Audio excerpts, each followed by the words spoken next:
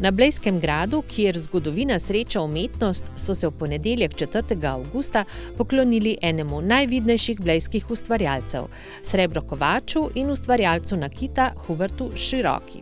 Izredno me veseli, da se je to prijelo v kraju in da ljudje radi pridejo na odprtje, na predstavitev knjige, podpreti umetnika.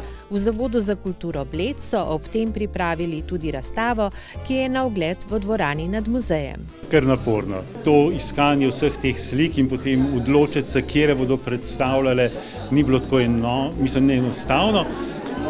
Potem, ko smo pa vsi skupaj stopili, vsi akterji, je bilo pa mnogo lažje. Knjiga je rezultat vseh nas.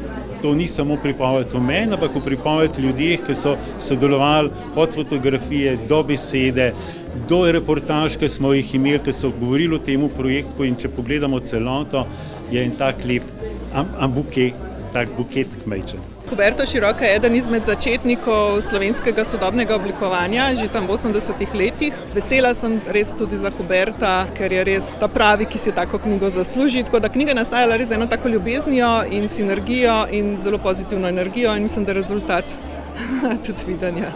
Prva fascinacija in radovednost je bila to, zakaj se ta človek ne predstavlja kot Huberto Široka, ampak vedno Huberto z Bleda. To je dejansko njegova prava identiteta. Huberto, skratka svoji družini, ki mu je dala ime, in Bled pripadnost svojemu kraju zavedno. Jaz njega vidim bolj kot prijatelja in ko se pogovarjava, ima res malo bolj ta svobodni govor, ampak se pa vidi, res obvlada to svojo umetnost.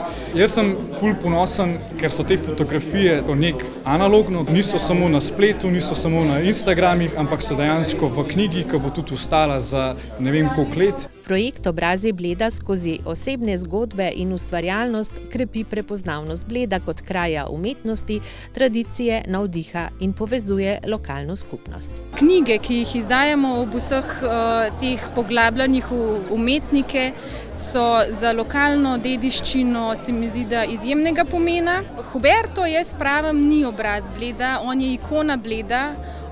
Njega pozna praktično tukaj vsak, njegovo delo pa govori samo zase. Razstava Huberta Široke bo na Blejskem gradu na ogled še vse do 31. avgusta, monografija pa je dragocen dokument o ustvarjalcu, ki je izdelovanje nakita pionirsko umeščal na zemljevid slovenske in mednarodne umetnosti.